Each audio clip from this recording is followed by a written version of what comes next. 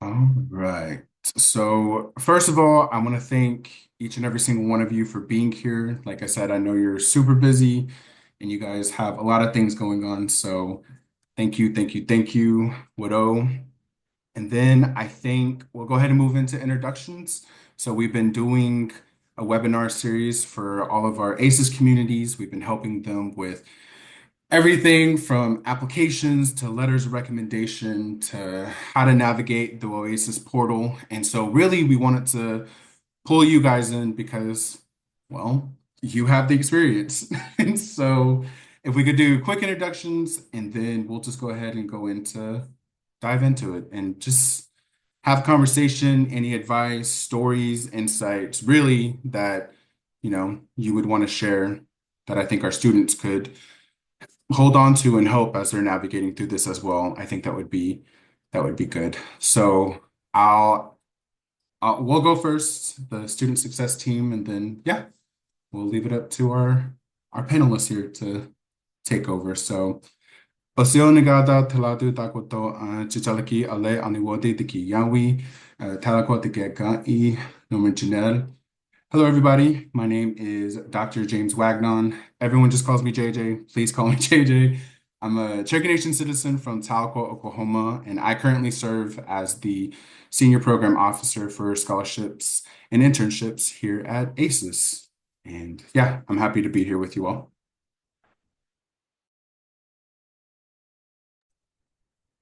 I'll go next. Chuck Ma. I'm Anita Placatopa Smith. I am Chickasaw and Osage, and I serve as the Student Success Program Manager. And I'm happy to be here with you guys, and thank you all for being here.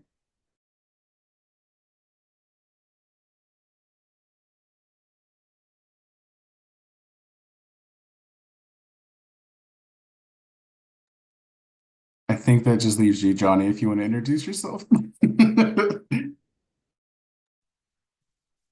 Hello, I'm Dr. Johnny Pillow. I'm the Director of Student Success for AISES.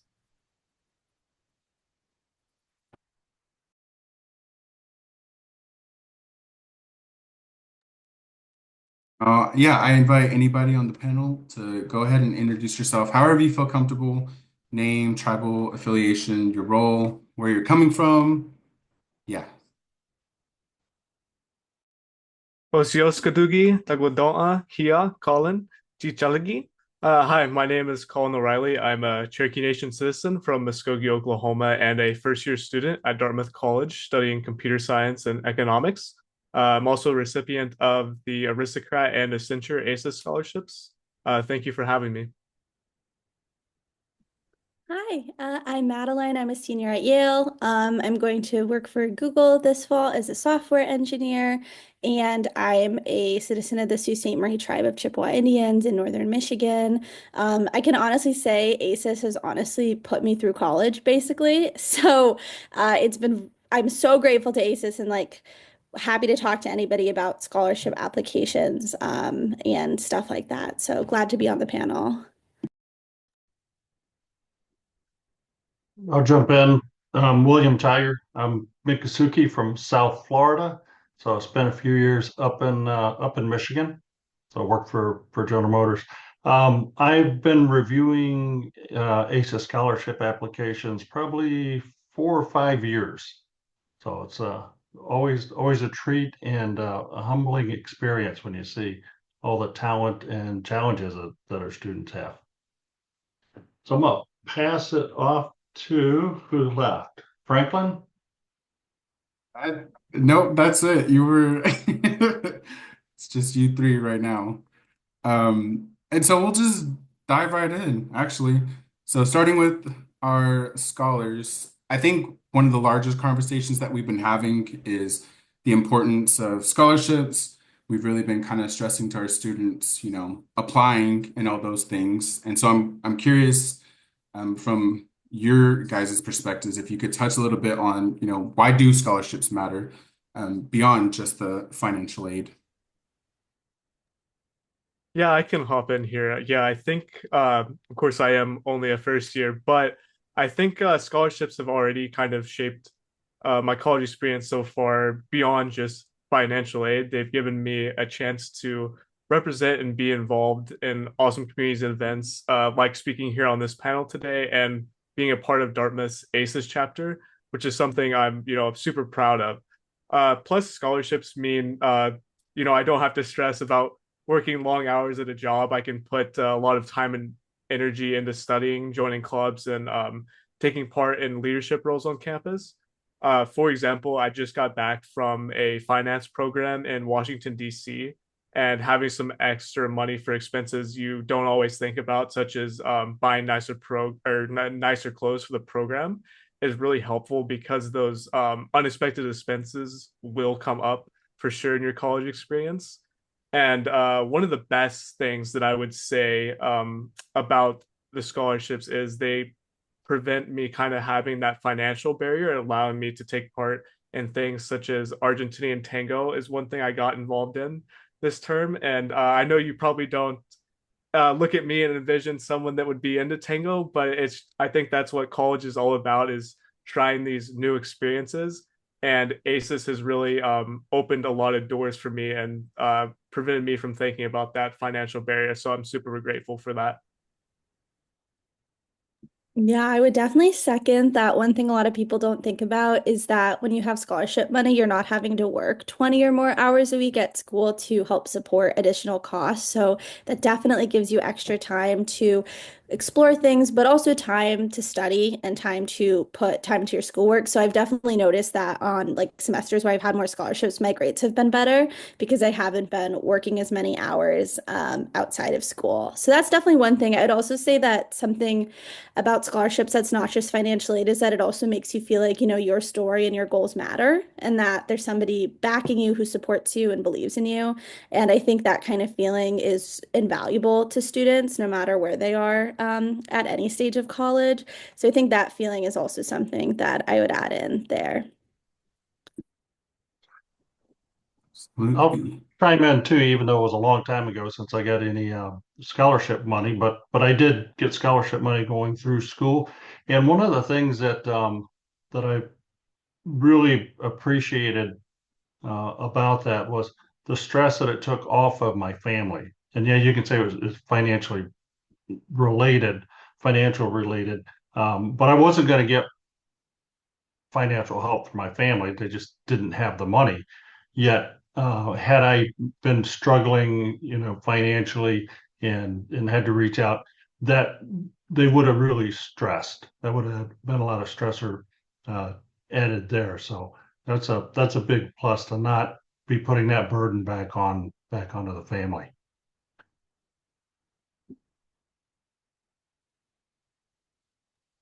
Yeah, and I had a question specifically for you, Mr. William Tiger. You had mentioned your experience, but I'm curious if you could speak a little bit more to everybody about what inspired you to even get involved with scholarship opportunities. Oh, okay.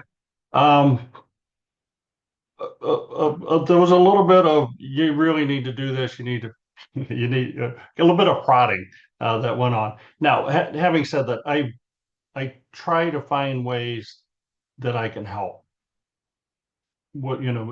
Sometimes I know what I'm doing. Sometimes I don't necessarily go in knowing what I'm doing. And reviewing the scholarship applications was kind of one of those that I didn't feel.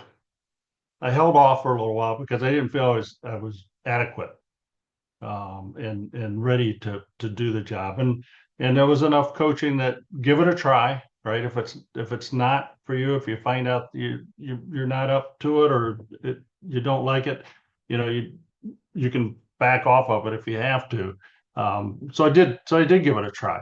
And what I found was that yeah, I mean it's work. There's some work involved with it. That's okay. It's worth it. And the amount of are you ready for it?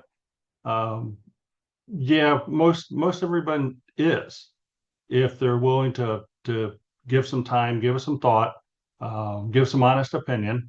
And the nice thing is it doesn't have to be perfect because you're not the only, there's not one reviewer that's going to make the decision on a student.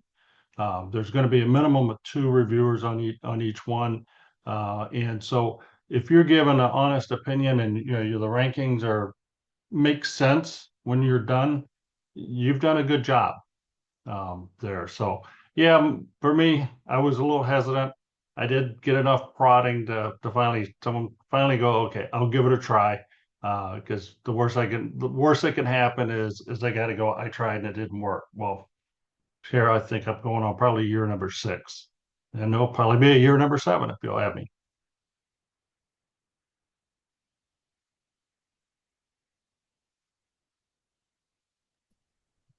Absolutely. Yeah, absolutely.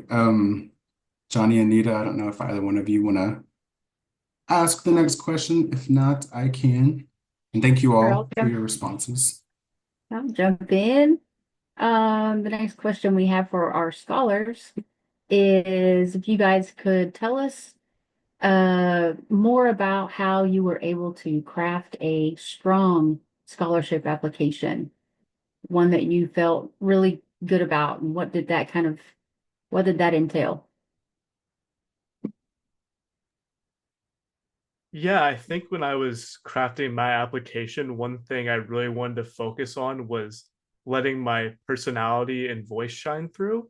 Uh, being genuine and authentic makes a huge difference. And to me, when a reviewer is reading this, I'm keeping that idea kind of in the back of my head.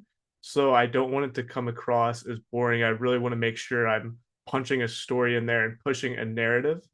And one way I try to do that is maybe I start with a quote, and maybe the quote isn't inherently clear when you read it what purpose that's going to add to the story.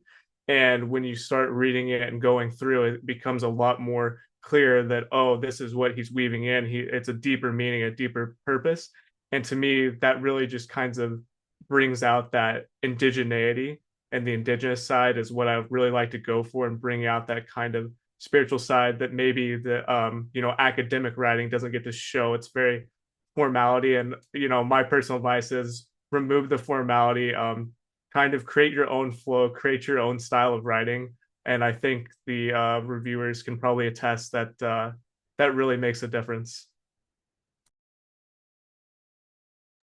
Yeah, I would say storytelling is really important to most Indigenous communities, and it's nothing different about writing a scholarship application. I think there's a misconception that you should list all of your accomplishments or awards that you've won, when really reviewers just want to know who you are and what you care about. So finding ways, to talk about the things that you've achieved, but in a way that is really about you and about why you care about it, I think is really important. I always like to start with, stories about my ancestors and who I come from, because I also think that, I wouldn't be here today if it wasn't for my mother and my grandmother and my great grandmother. So it's also, I think there's a misconception that you can't talk about other people in your essays, but I think you can, as long as, at the end of the day, it's about how you got there and why that matters to you. So I think storytelling is really important in the scholarship crafting process. You both. Um, Thank you. Yeah, those are great answers. I love that. Okay, and for our reviewer, as you've reviewed scholarship essays, what do you think? What stands out to you that you believe will help our students that are currently filling out applications Sure. in the Sure. essays? Yeah.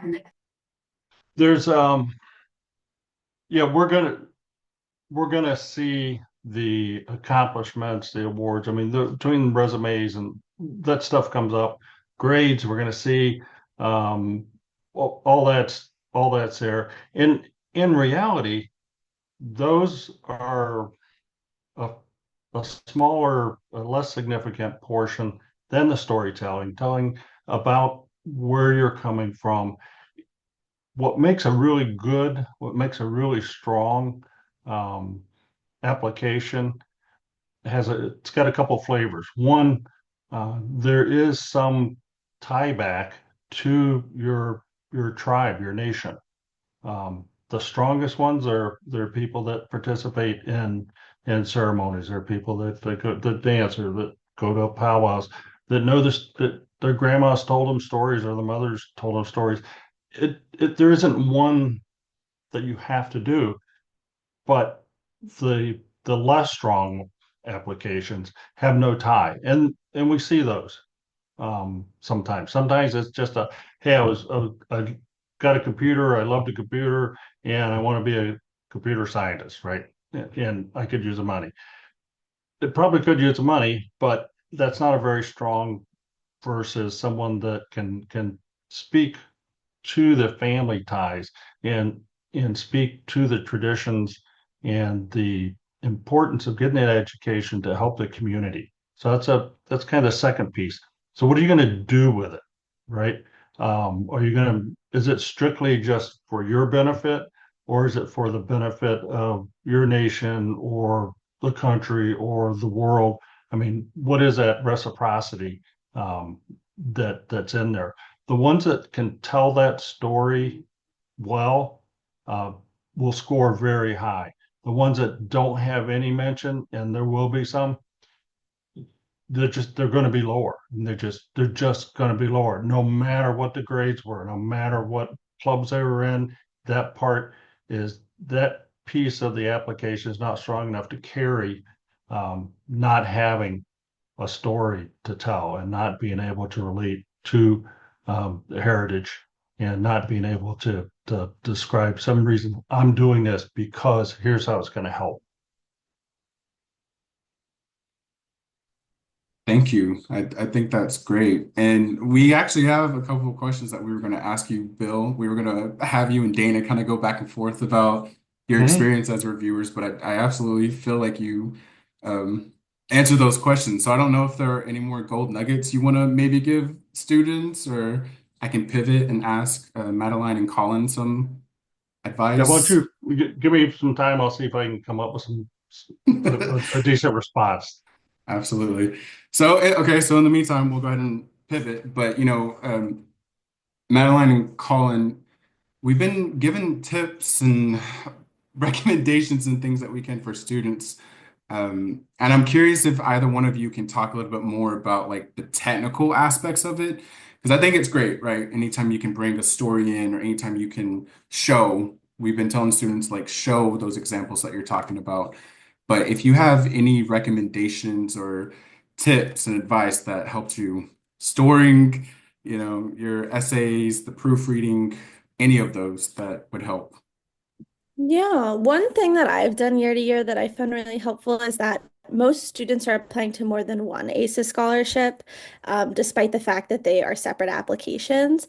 And so what I will do is, go through, see which ones I'm eligible for, and then I'll make a spreadsheet and I'll write down the questions that are on each one and compare which scholarships have similar enough questions that you could use the same essay for them. So that way, instead of writing, maybe you're applying to 5 scholarships and each of them have 4 questions. You're not writing 20 essays. You might only be writing really 3 or 4 that might actually work for several of the scholarships. So you might be able to tweak a little bit to work for all the scholarships. So I definitely recommend making a spreadsheet of sorts to kind of help track which questions are similar to each other. And then you kind of have a list of questions that you're going to answer for all of them. I'd also definitely not recommend writing it in Oasis. I would definitely use Google Docs or Microsoft Word or another system and then paste it in because it's really easy for things to accidentally get deleted. And that way it's easier for you to, track your word count, share it with maybe a counselor or a sibling who might be proofreading it for you.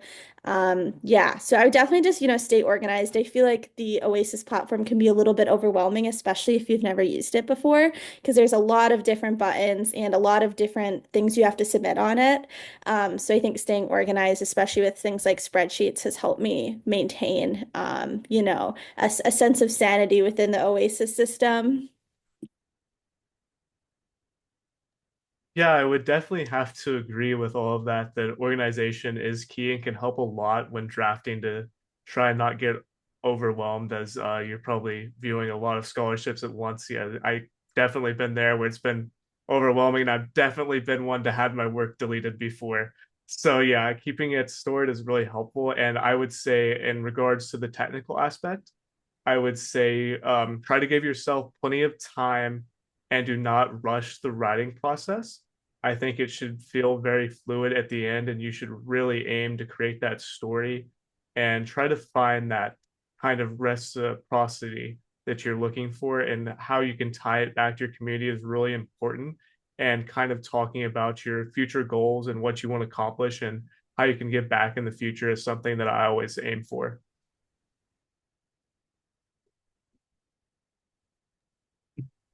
Absolutely. Yes. I think Anita and I've kind of been going back and forth sharing this advice, but I think it hits a little different when it comes from current students and current scholars. Mhm. So thank, Absolutely. So, thank you both for Absolutely. sharing that.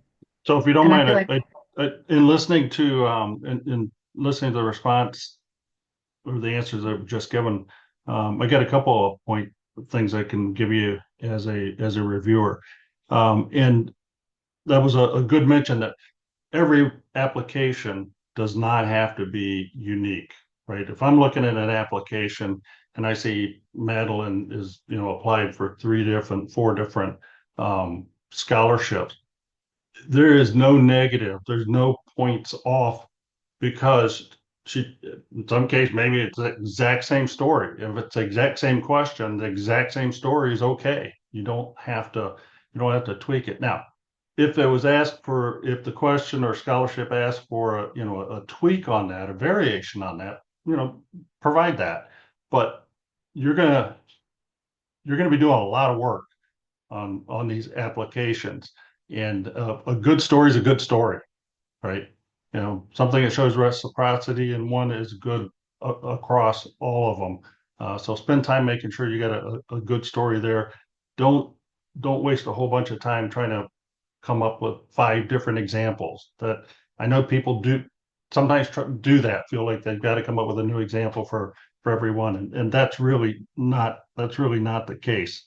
Um, and it is okay to talk about family members. I mean, some of the strongest stories are ones where there are mothers and fathers or brothers that struggled. Sometimes it's alcohol, sometimes it's health.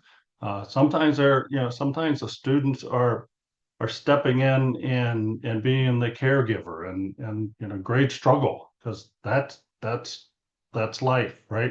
There's nothing wrong with telling that, because guess what? Okay, the grades aren't the biggest thing there, but that motivation, that understanding, that commitment goes a long ways in that on that soft side of the application. And then the one thing that see students seem to struggle with the most is some of the scholarships ask for an example of leadership, and that one people struggle with um, on there. And I think part of it is because you tend to think of leaders as, well, I wasn't the captain, or I didn't have the title, right? And that isn't required for leadership. Part of that leadership question is really getting also at, what do you think leadership is? And then, if you think that's what leadership is, then answer that. But leadership isn't a title, because you can certainly have the title and not provide the leadership. So that's one that pay particular attention to if you've got that question, because you probably have done something in a leadership role. It may not be spectacular, but it doesn't have to be. But it should be an example of what you did, in a leadership position and what the outcome was, versus something that just, right, you get where you lay a goose egg. So that's kind of what I had jotted down. thank you. Um, and I think with that, we would like to, JJ recommends we lean in on some of those leadership points that you're talking about. We'd like to ask our scholars, kind of what are your experiences or recommendations to our future applicants if they don't have those type of titled leadership role experiences, Do you guys have examples of something like that in in your path, or some ideas that you could share with our future scholars applicants? Yeah, I think starting from where you are is really important. People who have already changed the world aren't trying to go to college and get a scholarship. So what matters is, showing that you care and that like you're ready to keep learning or you're excited to take on these leadership positions in the future more than, showing all these things that you've already done, especially maybe if you're applying as a first year and you might not have already done a lot of things or anything in college yet. Scholarships are for people who are on their way. Not for people that are already there. So I think you should take like the pressure cooker off also and remind yourself that like I think a lot of people think that they're not good enough to apply for these things, but if you're even thinking about applying, that means something. And I also think that the fear of not being good enough often comes from caring very deeply about things. And I think you should pat yourself on the back for that, that you care enough about your education and your family and yourself and about your community to want to pursue that opportunity for yourself and bring it back to your community. Yeah. Also, we'll just say like try anyways. Like the only way that you ever have a 0% shot at something is when you don't apply. And there have been things that I have applied to that I've been like, oh, like I'm definitely gonna get this. Like I fit it perfectly and I've not gotten it.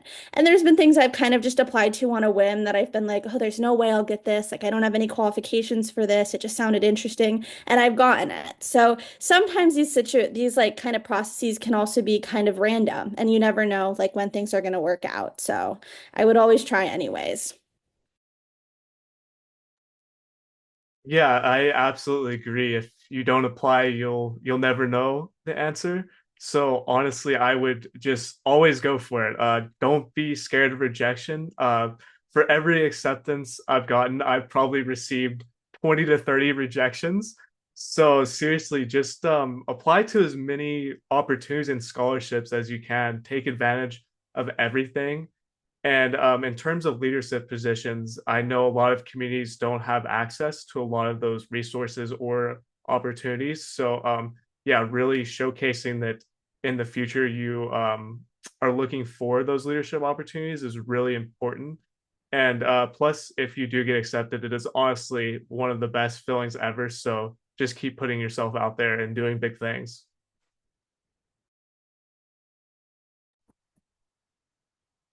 Absolutely. And with that, we're leaning in right into our next question.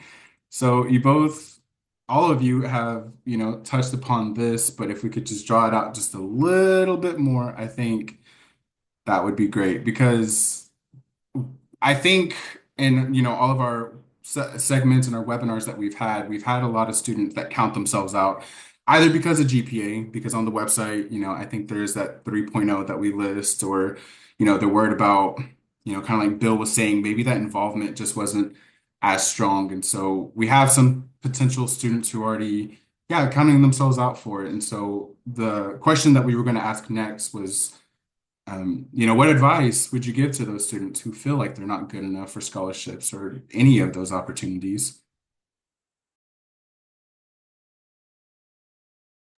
One of the I'll say tragic realities is that there are years when all the scholarship money that's available isn't awarded simply because we don't have enough people to apply. I didn't say enough qualified people. Sometimes there's just not enough. There's more money and scholarships available than people that apply for them.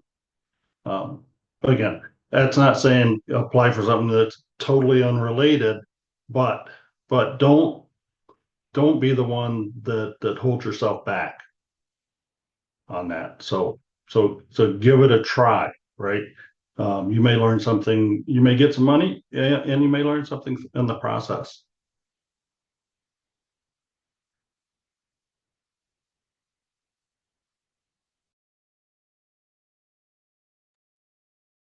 I don't know if either one of you want to throw more extra gold nugget in there, or if we're good on that.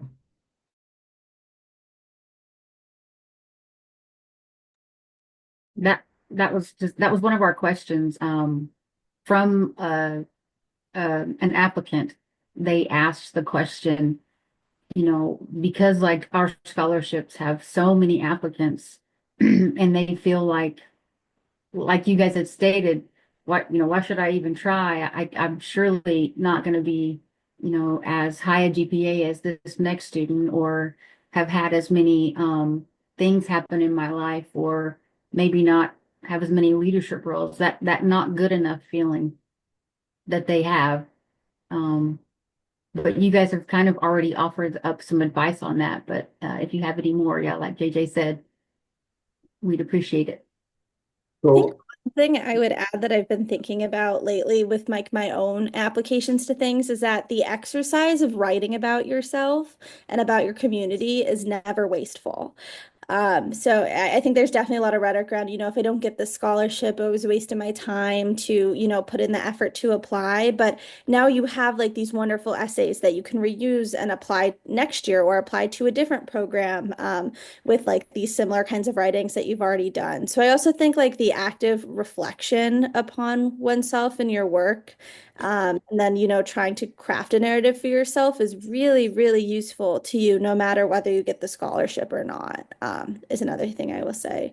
And I can also address, Olivia, your question a bit because I think I understand it, which is that if you do have a lot of leadership roles and titles, I would say a good way to address that in your writing, instead of just saying, like, I was the president of AISES at Yale, I would say something about how that maybe what that experience made you learn or how that changed your leadership style. So finding a way to sort of bring in like how that helped you develop as a leader instead of just stating it can be really useful. Yeah, but if you do have a lot of roles and titles, I think that's awesome, and you definitely should include that in your application.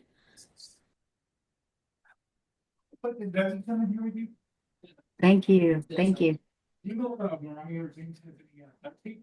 Yeah, and I can add on. I would definitely agree that nothing is ever to waste. You will definitely see that growth and improvement over time. And just remembering if you are ultimately not awarded, the reviewers have to make really, really tough decisions without ever meeting you. So I think it's just a test to your grit if you can keep moving forward. one thing that's probably worth mentioning too, because the grades. So there's almost always someone that's got a higher grade point average than yourself, no matter whatever room you walk into. Somebody's got the highest, but for most everyone, someone's going to have a higher one. Now, with the process that we use and the rubric that we use, a 3.1 versus a 3.11 or 3.19 gets the same score. So there's buckets, right?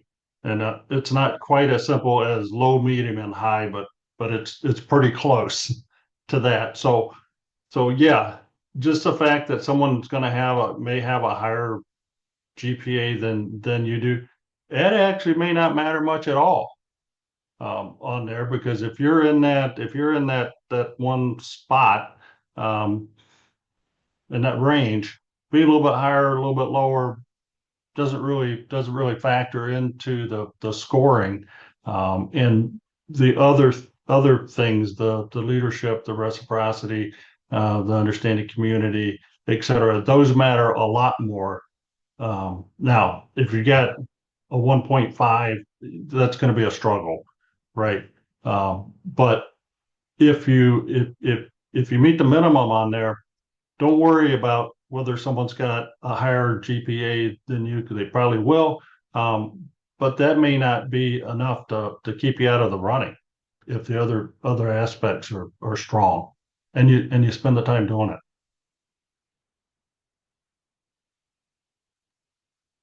I'm sitting here thinking, Anita, about how we're gonna totally use these clips for our students. These are Yes. just Yeah, I know. I was these are thinking those good. same things. These Yeah. are good. Uh-huh. Okay. Oh, do you wanna? All right, Ken. Well, I think you guys pretty much already stated in some of your other answers to our questions, but why is incorporating your personal story into your application good? If you guys could maybe just explain that in a very direct, I think you've already we kind of already touched on that, but if each of you could just give us your one-liner of why that's good.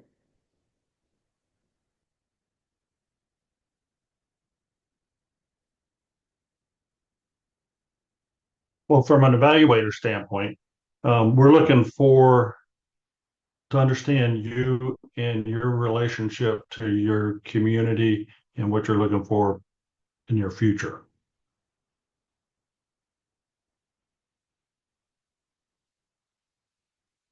I think one thing I haven't said is that it also makes your application memorable. If you tell a story that relates to you and your community, that often stays in people's minds more than a list of accomplishments does. I know I can remember, stories that I've heard even when I was little, but I definitely can't like remember what I ate for breakfast last week. So there's something about stories that really stays with us. And that's a really powerful tool that you can use.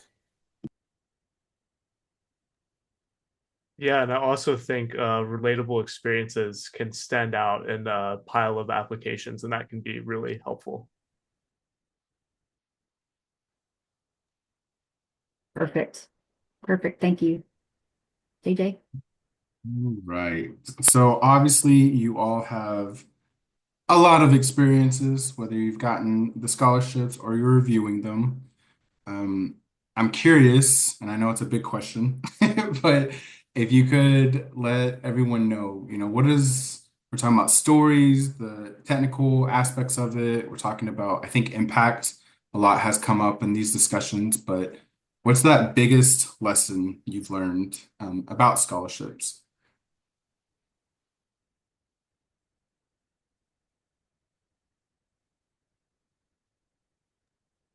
Yeah, I would say start thinking about your story today and what it really means to be an Indigenous person in today with the cosmologies and what that means in respect to environment and spirituality. These big questions, and you may not have the answer. And I think it's very okay to not know the answer, and it's a very admirable thing if you can admit that you're still learning, you're still growing. And I think that's really what reviewers are looking for. So I would start thinking about what do you want your goals to be? What do you want to do for your community in the future? And how will that play into it? And I think that is really, really valuable and an important lesson. Not knowing the answer is perfectly okay. Yeah, definitely. I also think I've learned that like there's no perfect essay or perfect mold for what your essay or you should look like. And so I think like when you're writing your essay, you don't necessarily need to fit a mold. You don't need like a 5 paragraph intro and conclusion. You can write about yourself in a way that you feel like tells your story the best way, even if that means having things like quotes in it or things like excerpts of maybe stories that you've heard at home in it, or things like that. It definitely doesn't need to fit any mold. I don't think there's any perfect example essay. From a reviewer standpoint, I think that the biggest thing I've learned is you can see students, you can see how they come across. And the ones that are able to blend the stories together, tell their background, explain their future, talk about their heritage, they also are successful in school. It's not like it's a either or. And so the folks that are talented at being able to craft a story and explain their background, even if it's not the most poetic version, but the ones that can come forward with a heartfelt explanation, and you see that they understand their role in the community and in the broader world, they tend to be successful in school as well.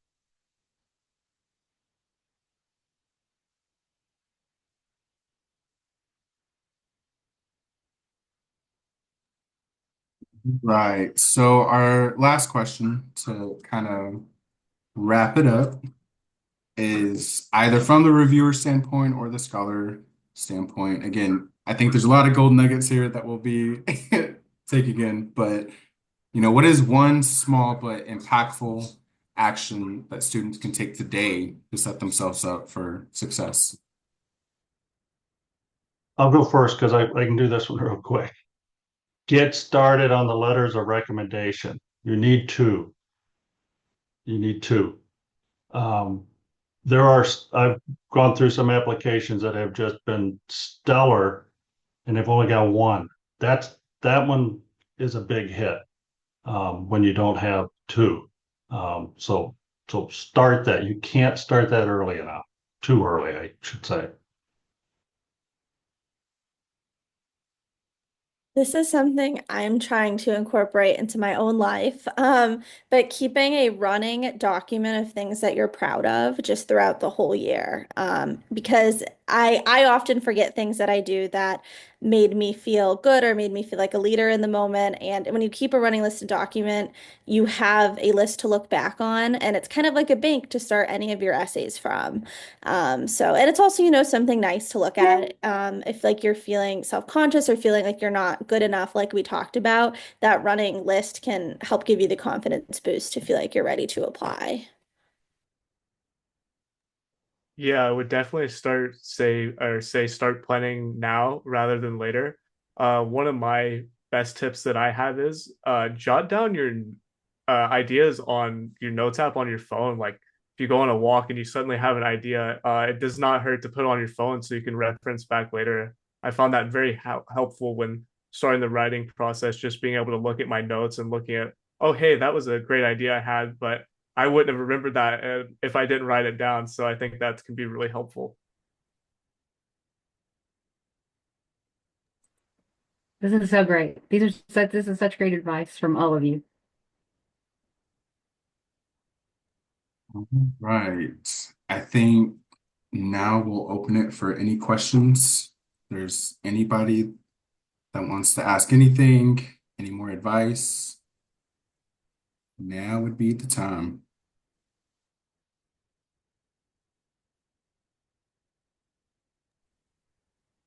And if not, that's cool too.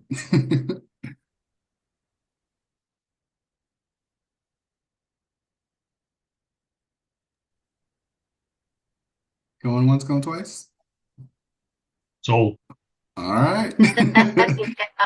Well, I just want to say that we truly appreciate you all. I think Anita and I, when you kind of get caught up in this, you're giving all the best advice that you can. Oh, But it definitely, yes. again, it hits different coming from you all. And so, Wedo, we really, truly appreciate you all being here and taking the time out to help us out and to share your wisdom, eh? But Yes.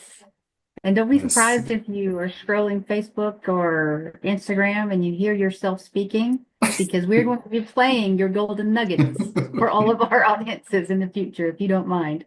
We appreciate you so much. This has been wonderful.